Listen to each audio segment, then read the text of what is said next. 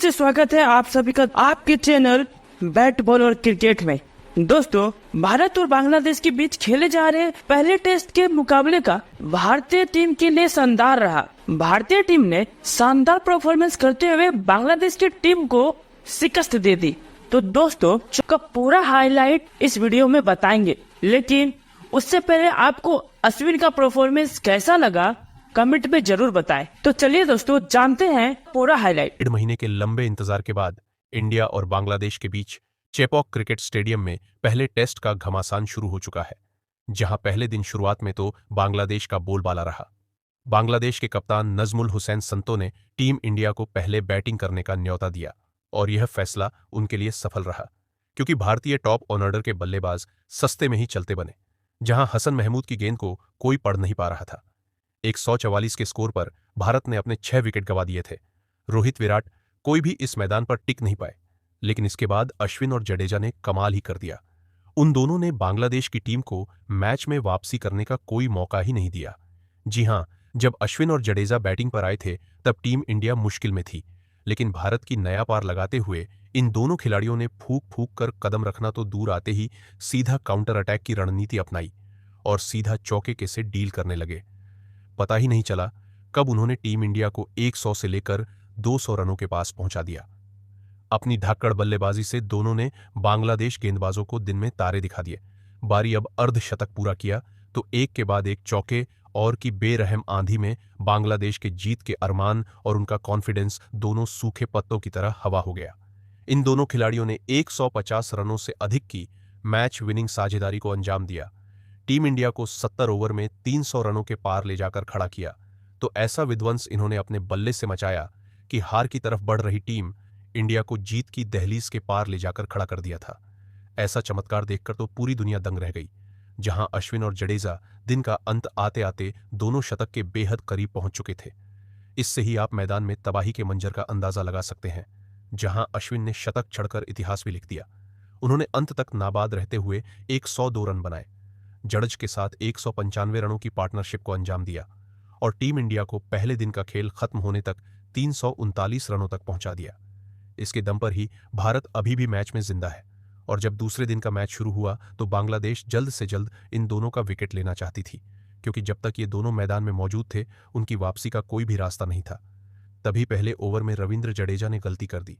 उनका कैच भी हवा में था, लेकिन तभी फील्डर ने भी गलती कर दी और जडेजा को एक नया जीवन दान मिल गया और इस मिले जीवन दान को जडेजा ने के साथ सेलिब्रेट किया और बांग्लादेशी क्रिकेट टीम के जख्मों पर नमक छिड़कने का काम भी जडेजा ने इसी के साथ किया था।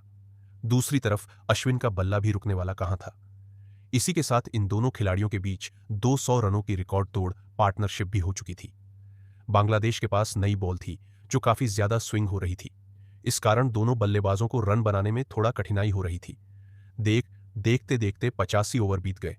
टीम इंडिया ने 355 रन बना लिए थे। बांग्लादेश की क्रिकेट टीम को अभी भी विकेट की तलाश थी, लेकिन यह दोनों हार मानने के लिए तैयार नहीं थे। बांग्लादेशी कप्तान ने हर एक नीति अपना ली थी। सभी गेंदबाजों से बात कर ली।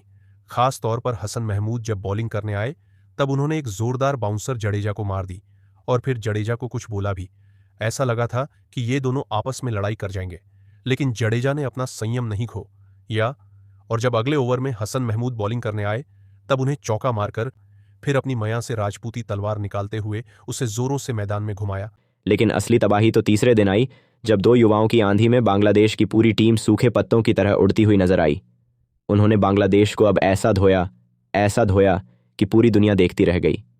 जी हां दोस्तों, तीसरे दिन का खेल शुरू हुआ तब ऋषभ पंत और शुभमन गिल टीम इंडिया को एक बड़े स्कोर की तरफ पहुंचाने के इरादे से उतरे थे।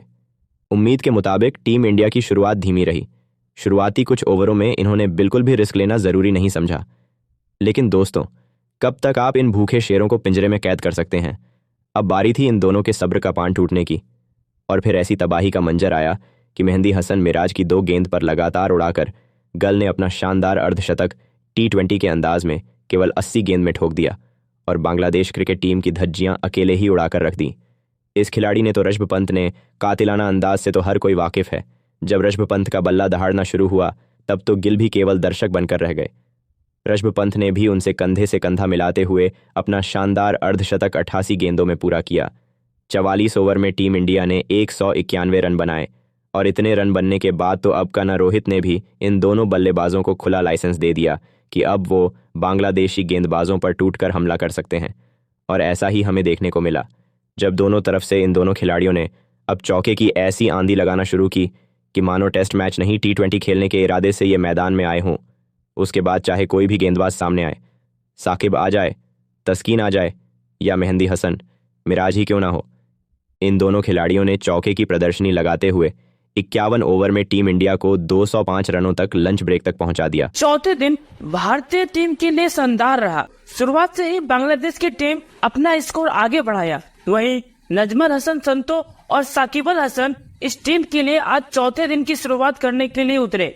दोनों की शुरुआत काफी शानदार रही क्योंकि शुरुआती 1 घंटे तक तो कमाल की बल्लेबाजी करते हुए नजर आए। दोनों के बल्ले से कई बेहतरीन शॉट दिखे। दिन की शुरुआती ओवर में साकिब अल हसन ने सिराज को पहला चौका मारा जब उन्होंने बेहतरीन कवर ड्राइव की और उन्होंने उस बॉल को सीधा बाउंड्री लाइन के पार भेजी। इसके बाद 45वां ओवर डालने आए जसप्रीत बुमराह। उस ओवर के 5वीं गेंद पर भी एक शानदार चौका लगाने में कामयाब हुए। फिर साकिब अल हसन ने 2 और चौके लगाए और एक तरफ संतो भी शानदार चौके लगा रहे थे।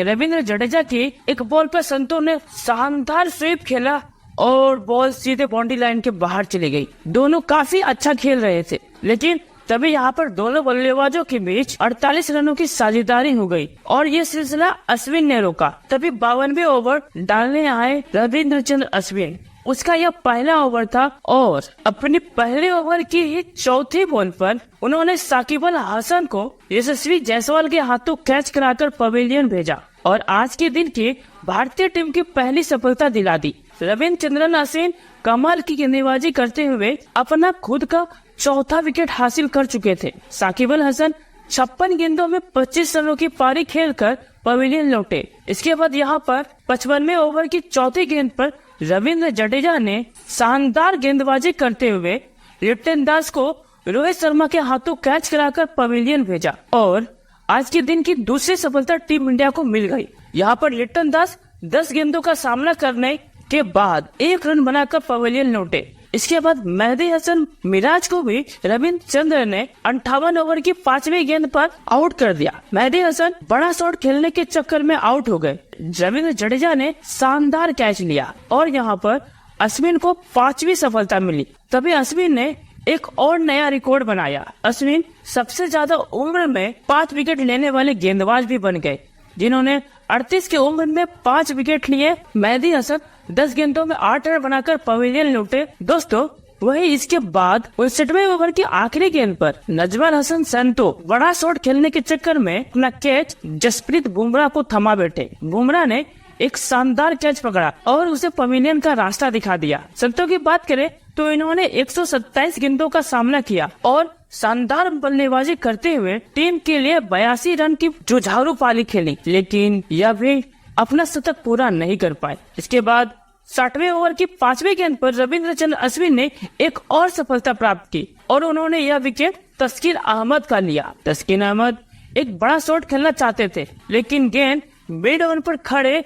मोहम्मद सिराज को पार नहीं कर पाई। मोहम्मद सिराज ने शानदार कैच लिया और ये अश्विन की अपनी 6ठी सफलता थी। तस्कीन अहमद 4 गेंदों का सामना करने के बाद 5 रन बनाकर पवेलियन लौटे। इसके बाद अब टीम इंडिया को जीतने के लिए एक और विकेट की जरूरत थी और यह विकेट रविंद्र जडेजा ने दिलाई। रविंद्र जडेजा हसन महमूद को क्लीन बोल्ड करके पवेलियन भेज दिया। भारतीय टीम ने शानदार परफॉर्मेंस करते हुए इस मुकाबले को अपने नाम कर लिया। भारतीय टीम ने 234 रनों पर दूसरी पारी में बांग्लादेश की टीम को ऑल आउट कर दिया और साथ ही 280 रनों से इस मुकाबले पर जीत हासिल कर ली, जिसमें 6 विकेट अश्विन ने लिए, 3 विकेट रविंद्र जडेजा को मिले। रविंद्र चंद्र अश्विन ने अपने पहली पारी में शतक जड़ा और दूसरी पारी में अपने शानदार बॉलिंग के जरिए 6 विकेट भी लिए। इस परफॉर्मेंस के लिए उसे मैन ऑफ द मैच भी चुना गया। दोस्तों, भारतीय टीम का ये शानदार परफॉर्मेंस आपको कैसा लगा कमेंट बॉक्स में जरूर बताएं और इसी